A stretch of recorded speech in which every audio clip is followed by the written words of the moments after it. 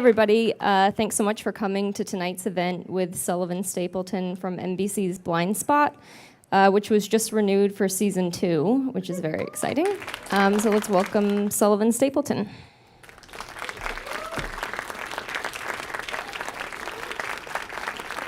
Hey, folks. How you doing? So yeah, we just watched a couple of clips from Blindspot. Yeah, I'm in that. I feel like a lot of people here probably know you from Strike Back or some of the movies you've been in, including 300, Rise of an Empire, and Animal Kingdom. But this is kind of a different beast, Blindspot. You know, it's already been renewed for a second season. It's the number one new drama of the fall. So what's that like? You know, how has your life changed in the past few months? The schedule's changed because I don't stop working, it seems. It's a heavy schedule, but it's great to know that's, you know, I'm based here for the next, I don't know, 2 years nearly. Mm-hmm. At least. Yeah, yeah, and hopefully more. So I guess, you know, that's a great position to be in for an actor. Otherwise, you're an unemployed actor. Is it a lot of pressure, you know, especially in today's TV landscape, to be sort of the leading man on primetime drama? Yeah, it's well, the pressure is to, you know, to just keep working and show up every day, and it's non-stop. But to see your face go past on buses as you're, you know, talking to someone, you know, we're walking along the street and there you go. To have that kind of pressure on you, and you know, the amount of support that Warner Brothers and NBC have put into this show, and obviously giving us a second season, that puts a little bit of pressure on you, you know, because you just sort of hope to God that everyone likes the show. You know, we have a ball making it, but then you don't know how people are going to react to it, and obviously people are reacting well. Right. Because you guys are here. Tell us about how you were first approached, you know, with the script. What was your reaction when you first read it, and what drew you to the part of Kurt Weller? Well, the team, you know, the guy that created this, Martin Guerra, he wrote a great script for the pilot, and to me, it seemed like a great base for a series. You know, and if we did run out of stories, we could just put more tattoos on her, or start putting tattoos on us, you know. But you know, to do that and interspersed with the cases, you know, it didn't seem like a normal procedural to me, and you know, we get to go through all these cases, you know, with a bit of action and you know, guns blazing, and you know, we're chasing criminals through New York City, and it sort of wins. And so for anyone here who maybe hasn't seen the show or isn't caught up on it, can you tell us a little bit about Kurt, the character that you play? Kurt Weller, he's a very good-looking guy. He's funny. He's He's American. Yeah. I've been working on my Australian accent. It's very good. It's very natural. Is it? Yeah. Good. I've been practicing that one.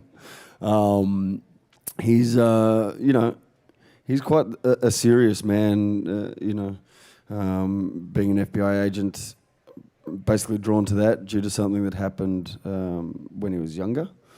And then, I don't know, just through his focus and the fact that he's, you know, leading a great team, and obviously drawn to this case where his name is tattooed on, you know, this subject's back, being Jane Doe. And so that, you know, I like the fact that he was drawn to, you know, he is drawn to that, and trying to help this woman find out who she is. So it sort of gives him, you know, a heart. Gives him, you know, he's not just a grumpy cop, which unfortunately you probably saw in those scenes. There's other scenes where I'm much nicer.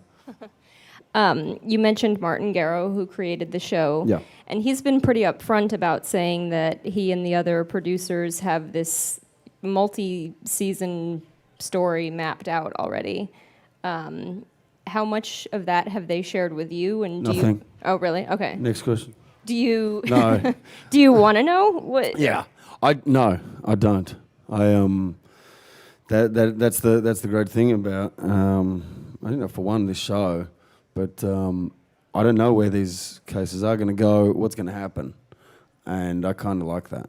I think, to be part of the team and sit there and say, all right, so what's going to happen to me next week, or what's going to happen to this character as it goes on, that for me anyway, that would affect my performance. Mm-hmm.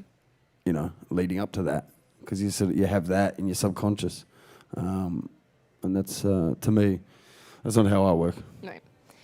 So for people who tuned into last week or this past episode that just aired, your character has just sort of discovered this illegal, wiretapping operation that's going on, and you've discovered that your mentor kind of had a hand in that. So, what's Weller going to do with that information going forward about Operation Daylight? Yeah. Well, I like that they are exploring, the different ways with which different agencies actually tackle cases and some criminals. And, unfortunately, you don't find out that until later, or you find it out the hard way. So, yeah, I think he loses a bit of trust in his boss. But, we've all done that. So, we've got to, she's got to earn back the points. And, I don't know, obviously that is, we've just sort of learnt that. But, you don't know the full extent as to why or whatever, which that'll come out, and hopefully, she earns my trust back. But she's the boss, so what can you do? Right.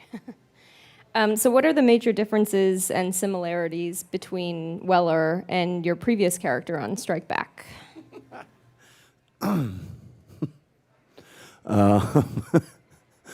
Well, if Kurt gets hurt, he says, ow. If Damien Scott got hurt, he'd say, fuck me. Yeah, he, it's kind of funny to not be able to swear. And to fight people or to get angry and watch what you say.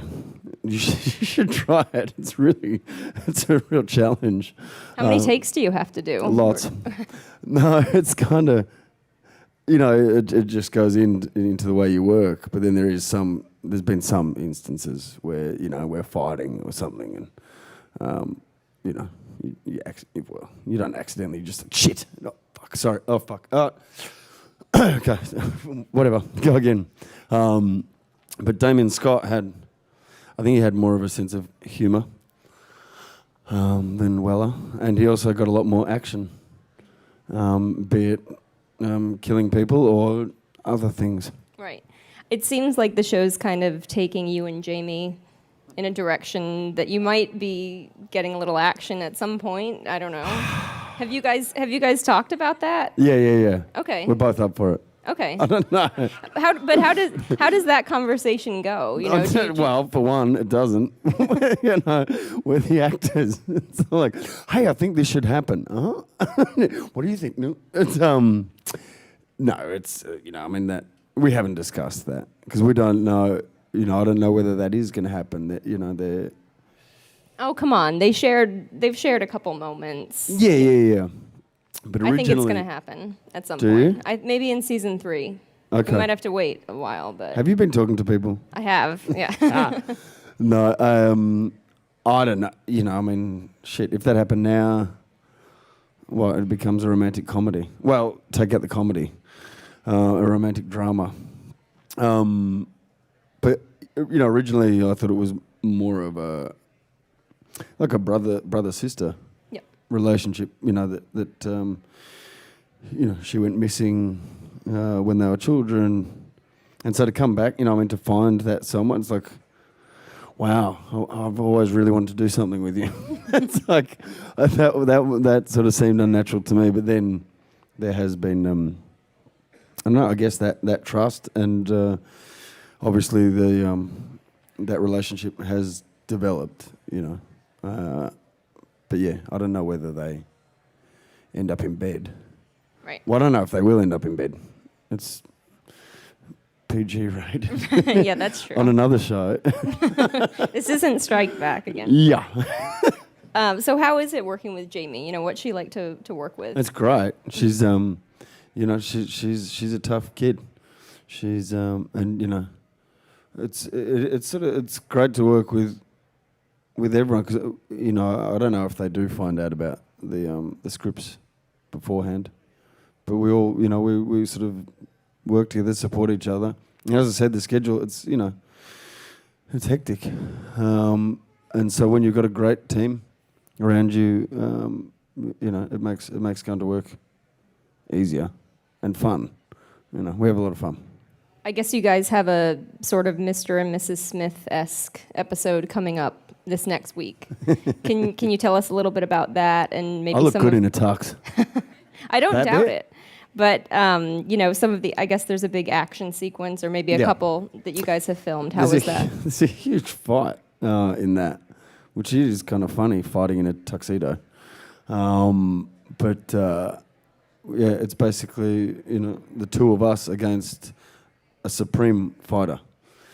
And they got this guy Manny in, and he can fight. And, it was actually great to go back to that. It's kind of, that's kind of the best part of the job. Mm-hmm. It's dress-ups for adults, really.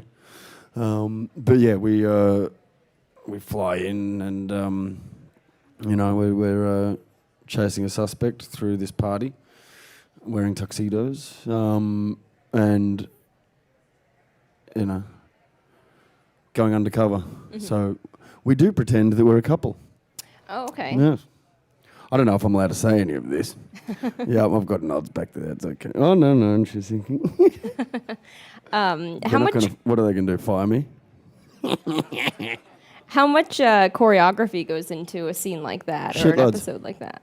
A lot. It's a lot to to do like this. This fight goes on. I don't know. It's like a good minute or two of just non-stop action. But there's three of us in this fight, and so it's kind of that choreography about how hard he hits me to go down, and then Jane fights and she goes down. I come in. That's it takes a lot. And you had suffered a pretty serious injury on Strike Back previously. Yeah. Does that change your approach to things like this, or? Yeah, just don't hit me in the back of the head. No, not really. Okay. It puts at points it puts a bit of anxiety in there to to think what would happen, but you don't know. Mm-hmm. And I survived the first knock on the head. Right. So. Obviously, hopefully, nothing that serious happens again. But do you get kind of dinged up when you are doing these fight scenes? Like, yeah, you do. Mm-hmm. I copped an elbow to the cheekbone. From Jaimie? No, from Manny. Oh, okay. And he can fight, and it was a good hit to the point where the camera operators actually heard it. Oh, and wow. To hear, bones hitting bones, they were like, "Whoa." But that's the first time I've actually probably said that on camera. So, sorry, Manny. But no, the director and some of the bosses were saying, "Did you get hit?" And I was like, "No," because it's not. I mean, you do get hit. Mm-hmm. And I'd prefer to actually get hit. It sort of gives a bit of realness to the fight. Yeah. Do you prefer, as an actor, I think that's one of those moments where I did swear. Yeah, that makes sense. as an actor, do you prefer those big action scenes, those fight sequences, or the sort of monologues when you can just sink your teeth into... No? No. I prefer to fight than do Shakespeare. Definitely. Because leading up to those fights or after those fights is the acting. So it's kind of nice to sort of, I don't know, watch things rise to the point where it's like, well, we can't talk anymore. Yeah. That's fine. You mentioned earlier that the schedule's kind of grueling. What's been sort of the biggest surprise? You guys obviously got your back 9 episodes, and then you got an extra episode, so I think you're doing 23 or 24 this 23. season. So what's been the biggest surprise with that sort of schedule, and is it really that much different than a show that has limited number of episodes per season? Because I think the hiatus is obviously longer, it's in one way. I mean, I could sound like a bitchy fucking actor sitting here going, it's so hard and it's so it's really tough. I'm a working actor, and it's like, it is, it's tiring, to be working like non-stop. Some of the days are 15-hour days, 16-hour days. When you're in all of the scenes and you're talking all of the scenes, it's like, oh, wow. That's why I like fighting. But to be in that position where there is that support, that these, the bosses are giving us another season.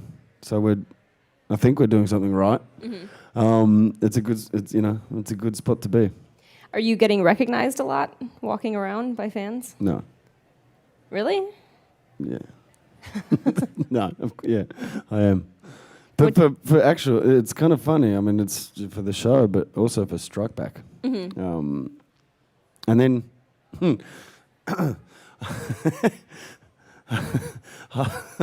Halloween. It's fucking funny to say this, but Halloween was really funny seeing dudes dressed up in the costume that I hated wearing. Like a denim skirt and a cape. Oh, yeah. And a helmet, and there's, guys walking past on Halloween. I'm like, wow. And they're not even getting paid for it, so no.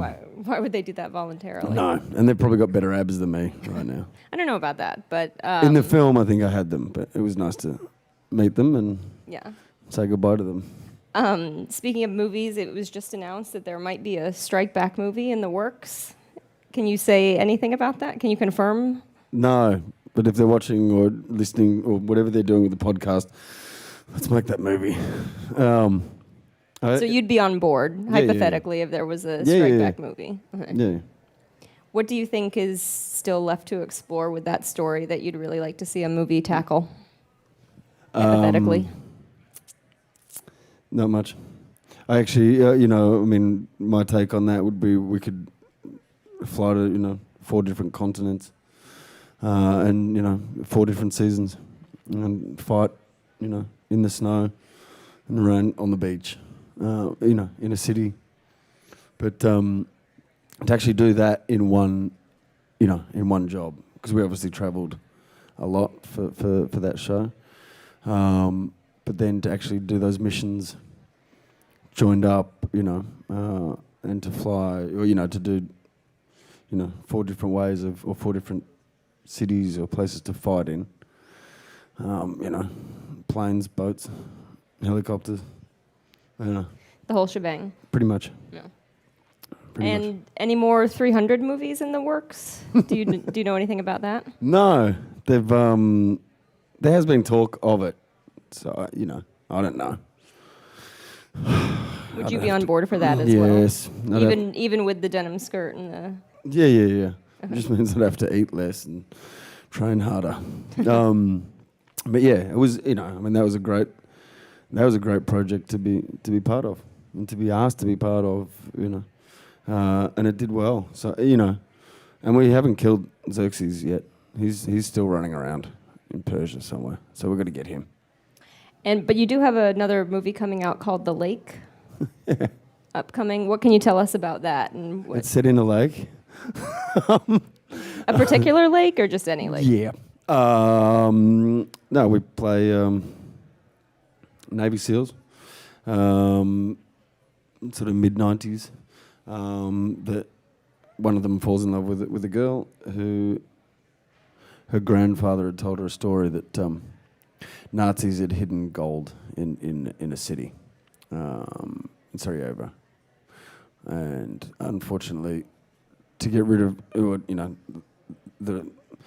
the militia fought against the Nazis and flooded this town, which was in the bottom of a valley. But no one knew where this gold was. And so we played Navy SEALs, so we spent a lot of time underwater. But yeah, we help her try and find this gold. But we spent, months underwater. Where was it filmed? Berlin and then Croatia. Okay.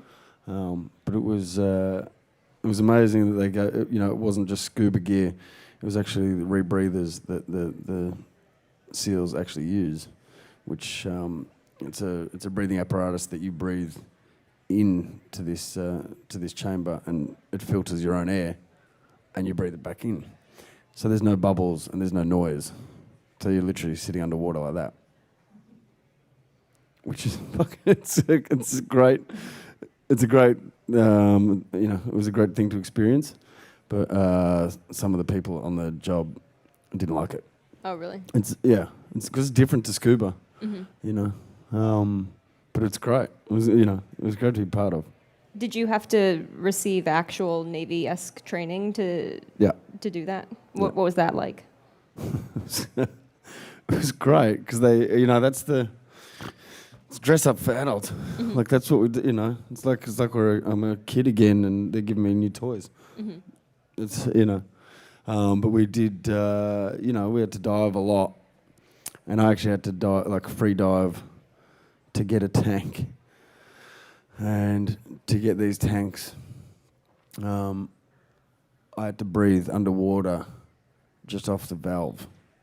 So basically, you're using your tongue as a valve, and to open up a tank and breathe underwater without that thing in your mouth is that was a crazy thing, but it worked, and I did it. So I could do that, but I also learned I could hold my air for a minute 48 underwater.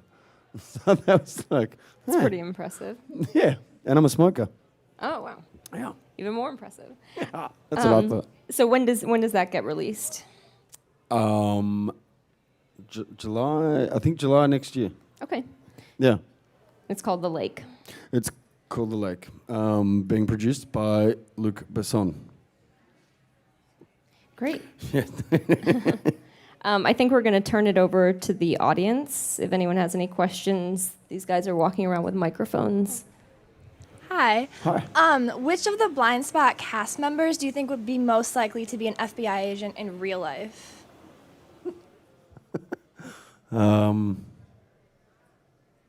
Me? Yeah. Me? Just on the knowledge of the weapons and, I don't know, some of the stuff that I've done. Yeah. I'd say me. Marianne Jean-Baptiste, the boss. She could definitely, she'd be a good boss. She's very bossy. I have two questions, if that's all right. That's fine. All right. Do you like Tim Tams? No. Well, I do, but mint slices are better. All right. How'd you come up with that? Because you're Australian. So Yeah. I thought I'd ask. Yeah. Do you like working on films or television better, or just working in general? Both. Whoever's going to pay me. No, it's there's great roles, there's great opportunities, in both mediums. So I think it's a pretty stupid thing for an actor to sit there and go, I just do films. It's like, okay, there's been some great TV shows and great opportunities. So yeah, either or. It's, it doesn't matter. I mean, here I'm doing a TV show and I'm based in New York. It's a great opportunity, and we've got, I'm working with great people, and then we've got awesome guest stars, to get onto set and meet Lou Diamond Phillips. And he's working with Robert Taylor on Longmire, who's another Aussie, and they're buddies. And then, we get along really well. It's just, it's really enjoyable. And then, I end up flying over to Berlin in Croatia to do the lake for, Luc Besson. It's like, shit, Yeah, good opportunities. So either or. Episode 2, you saw the scar. Episode 3, you got the DNA test. Episode 4, there's the tooth thing that they said. Wow. You seem really convinced that she, yeah. I'm really convinced that you watched the show. Shit. You seem really convinced that she's Taylor Shaw. Why do you still call her Jane? Is that like a... Do you want to say that to the cameras? I have no fucking idea. It's like, why, I don't know. Not a plot device. Well, I guess, I don't know. I guess that's the name that she got used to, or that we're not really 100% sure that it's Taylor Shaw. So, I mean, I have that feeling, or Kurt has that feeling, but, I think that's sort of personal beliefs, and, yeah, I think the rest of the team, and also himself as a professional agent, is actually smart enough to not sit there and go, okay, I'm just going to call you Taylor. I don't know. But it is, you should say that to the camera, because we're just as confused. We're like, hang on, so if those tests came back positive, then which way do we go? But yeah, I guess she'll forever be known as Jane Doe. I don't know. No. Good question, though. All right. So I was just wondering, since you wouldn't mind doing another Strike Back movie, you wouldn't mind working with Philip Winchester again. So I was wondering, would you be interested, or would you like if he guest starred on Blindspot? Like, would that be a possibility? Yeah. I don't know if it is a possibility, but I'd love it. I suggested that the team, go to Vegas to chase a criminal through Vegas, and then we obviously have to work together. Which, it'd be a great dream of mine. And vice versa, if they've got one of their cases that, shows up in New York, and they come to see the FBI, so, give us a hand. It'd be, I loved working with him, and I guess that's why I want to do the film, just to both get back to, a great project. But it was easy, we sort of moved just as one person, we knew each other really well, and the way people work with weapons and tactics, it just flowed with me and Phil. So yeah, I'd love to see him again. So I just have a question as far as working in Australia is concerned. There's a lot of really great material coming out of Australia now, I think making its way over to the States. So I was curious to know if you feel there's any particular difference in working in the industry over there. What's film and television like over there versus what is it like over here? Like, is there any difference? Or, that kind of thing. Probably the only difference would be this accent. It's not, I don't know. For me personally, I've known, a lot of those people. Unfortunately, I've been doing this for over 20 years. But, to work with those people, I mean, they're like my family. And also, in between acting jobs in Australia, I was a grip. And so, to work on the crew and as an actor, and then sometimes work as an actor on the same job and then get out of wardrobe and be a grip on the same job. You know, it was a lot of fun, but I think with that, it sort of seems like working with my family, you know, to go back and, I don't know, work on the stories that sort of mean, you know, a little bit more or a little bit closer to home. Or telling our stories, you know, it means a lot to me. But to go home, and for one, to be able to speak in this accent, you know, like it's that makes things easier. But I don't know, just to know those places and to know some of those stories. But you know, the other edge of the sword is, you know, there's like the doors been opened over here for me, you know, so there's more roles.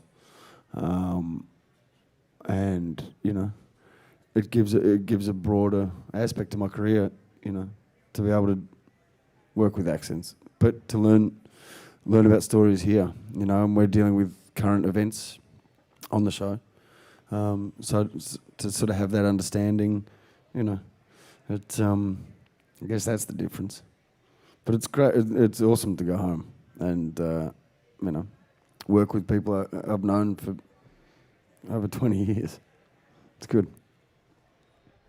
I really loved Animal Kingdom, and I was just wondering if you're surprised by the acclaim that it got.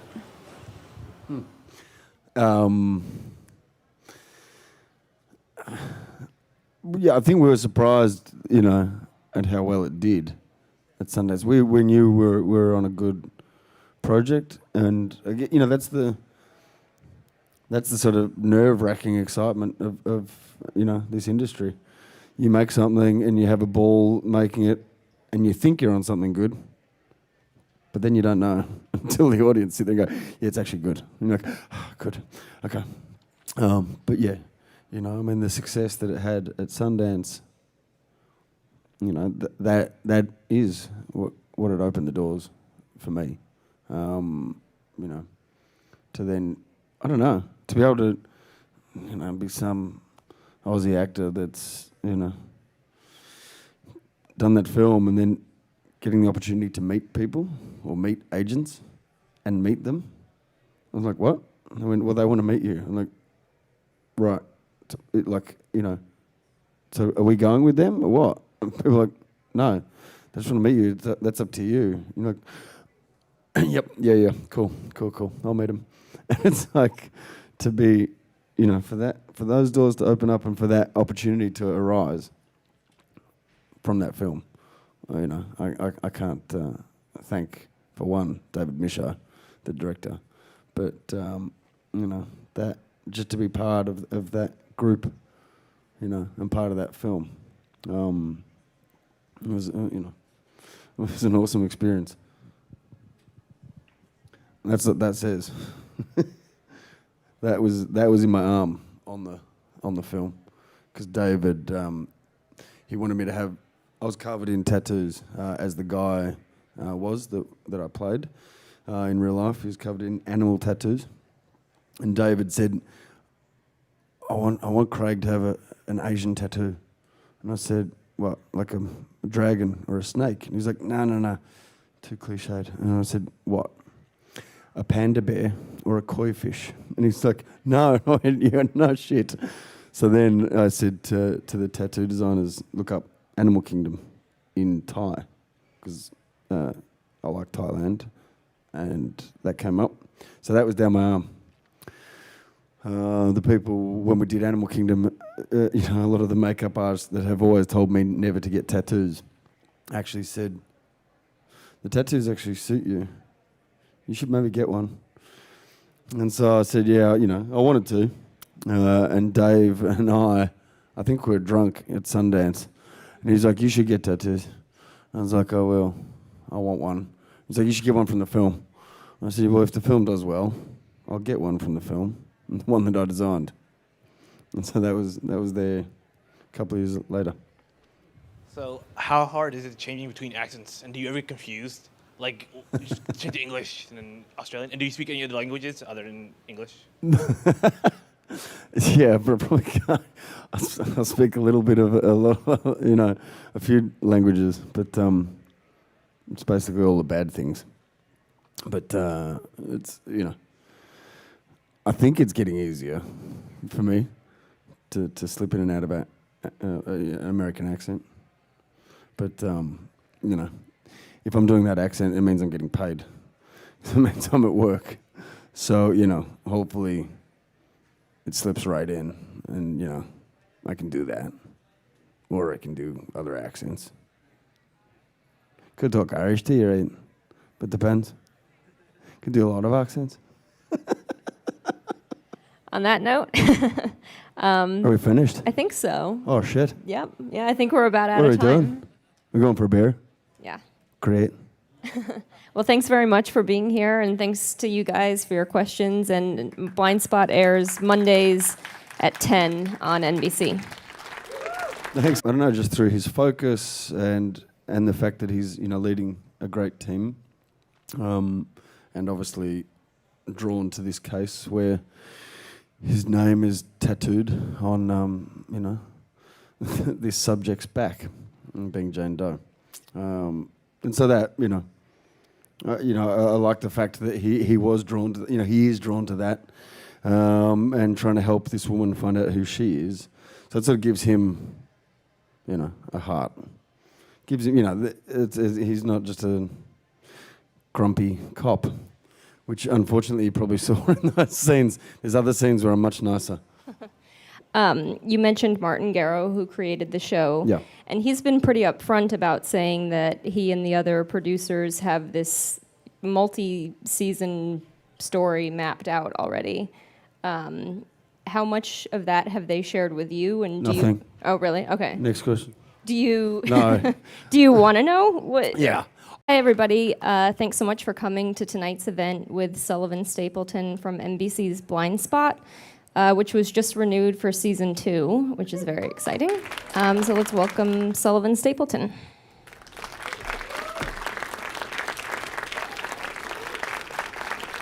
Hey, folks. How you doing? So yeah, we just watched a couple of clips from Blindspot. Yeah, I'm in that. I feel like a lot of people here probably know you from Strike Back or some of the movies you've been in, including 300, Rise of an Empire, and Animal Kingdom. But this is kind of a different beast, Blindspot. It's already been renewed for a second season. It's the number 1 new drama of the fall. So what's that like? How has your life changed in the past few months? The schedule's changed because I don't stop working, it seems. It's a heavy procedural to me, and we get to go through all these cases, with a bit of action and guns blazing, and we're chasing criminals through New York City, and it sort of wins. And so for anyone here who maybe hasn't seen the show or isn't caught up on it, can you tell us a little bit about Kurt, the character that you play? Kurt Weller, he's a very good-looking guy. He's funny. He's He's American. Yeah. I've been working on my Australian accent. It's very good. It's very natural. Is it? Yeah. Good. I've been practicing that one. He's he's quite a serious man. Being an FBI agent, basically drawn to that due to something that happened when he was younger, and then that puts a little bit of pressure on you, because you just sort of hope to God that everyone likes the show. We have a ball making it, but then you don't know how people are going to react to it. And obviously people are reacting well. Right. Because you guys are here. So tell us about how you were first approached, with the script. What was your reaction when you first read it, and what drew you to the part of Kurt Weller? The team, the guy that created this, Martin Garrow, he wrote a great script for the pilot. And to me, it seemed like a great base for a series. You know, and if we did run out of stories, we could just put more tattoos on her, or start putting tattoos on us.